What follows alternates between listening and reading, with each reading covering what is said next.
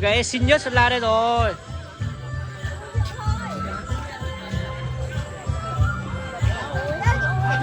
Ghê con đăng ký hát không? Không hát à? Ký hát nha. Đây là chị, nó quen tới hết rồi. Đây là chị của bà Danh nha mọi người nha.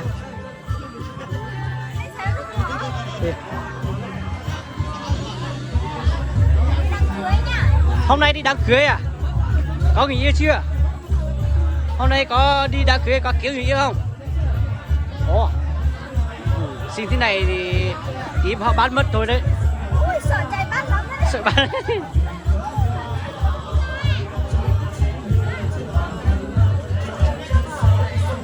Mà hát sai thì phải hát. Nhưng mà không có nhà.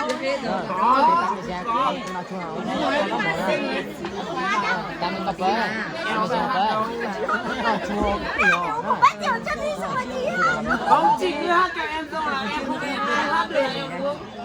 Em sẽ hát thấy được mà em giao chị không hát được thì chị giảm rồi. đâu. Nhưng mà không hát được thì được rồi. Chưa, còn hát đi. Chỉ còn cả chữ bằng quả nữa. Con mà con thần hay. Thế chỉ còn hát đi. Cho con thà thử. Chạy rồi bây giờ không chạy. Em nó. Chị lo. Không cả anh nhổ.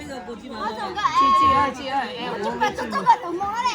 Cô chị, chúng ta đủ thuốc này à. Không cần nhấn lại nhá, chứ không cần chứ rồi. Em à. Nhưng mà em không biết thằng này không? Không lột xua. Nhưng mà em không biết thằng này không? Không biết thằng nào. Chị biết là cô tự nhiên luôn. Cô thằng không biết thằng nào. Cô thằng còn á.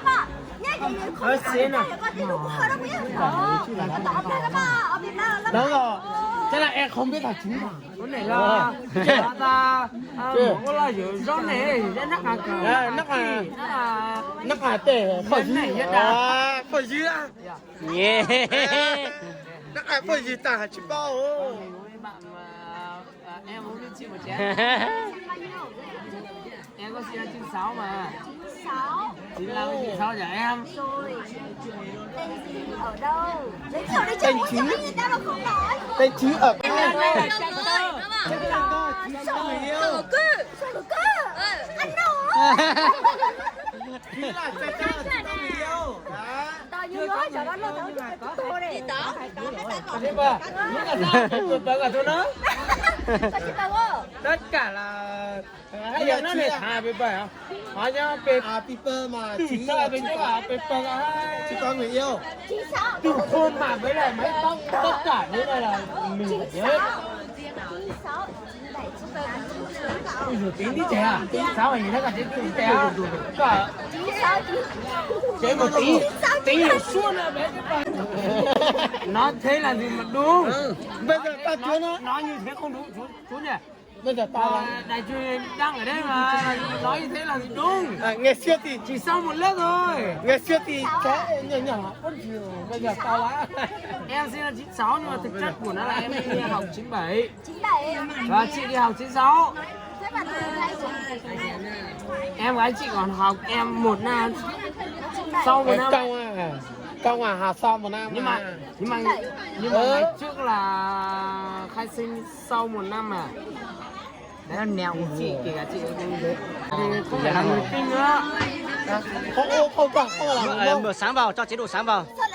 Như nhau mà, đấy, cho chế độ sáng vào. Cho chế độ sáng vào.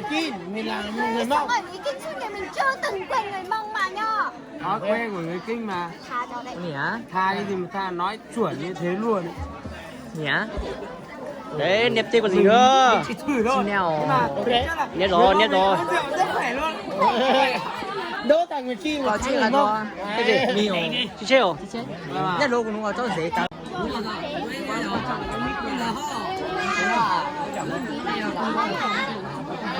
Anh em ngồi trên bên thôi.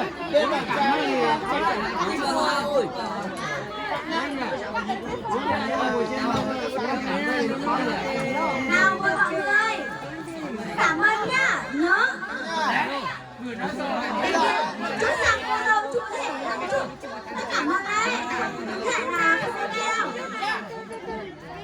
Sao nào mà rồi. Thì bên này trước rồi. Chúc chung luôn đi.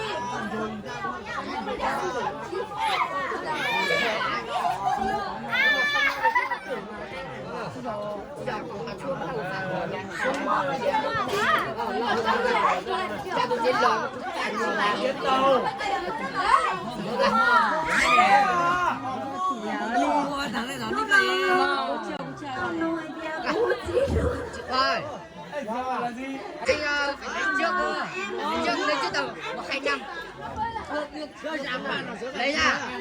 Đấy em anh ơi phải Thôi rồi. trước tầm 1-2 năm phải tới em. Tất cả nhá. Mọi thứ chỉ không rơi lệ nhưng mà rơi lệ về em. Rồi chúc chị là chị được một nửa trái tim của chị nhá.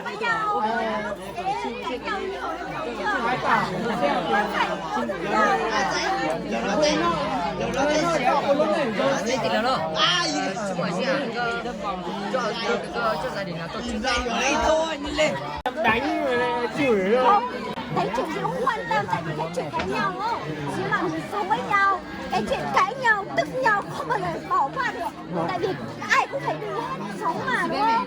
Nhưng mà phải cố gắng thật sống, làm sao mình khi mình tức lên thì mình là một người đàn ông, mình cứ bỏ đi như thế là người ta sẽ chủ cho mình thấy bỏ về nhà mẹ vợ đấy. Không hát rồi, chỉ hát đơn rồi. Em à? Con gái nhá, không có nhiều, chỉ được không nhiều không có. Tại vì chị bảo đám cưới là không. Em là người hạnh phúc, chị không có gia đình hạnh phúc, chị mới khóc. Đấy. Em về mấy đi. Đó. Đúng là gọi máy thầy không nghe máy chịu. Đó. Phải không? Nhưng mà muốn em Đó. khóc ấy thì mình cũng phải thể hiện được bản thân mình, không thể hiện Cô được bác à? thôi. Cô lần này là... Quá thôi. Chị đây ơi, chị đây. Chúc mừng cậu nói mà đi chị. Xin của nó khó nè. Đúng, qua bao nhiêu từ Lao hết quá đó. có cái ý có là lên.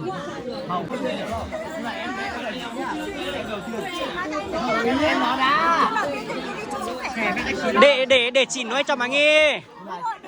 Nói cho mày nghe. Đấy, đúng chưa? Nói cho mày nghe. Cái đầu tiên là mình chúc sức khỏe, những quả tăng nhau, quê quán ở đâu tên gì. Cái thứ hai, mình sẽ chúc cho cụ thể. Cụ thể và chúc cho con. Chị dẫn được luôn đây.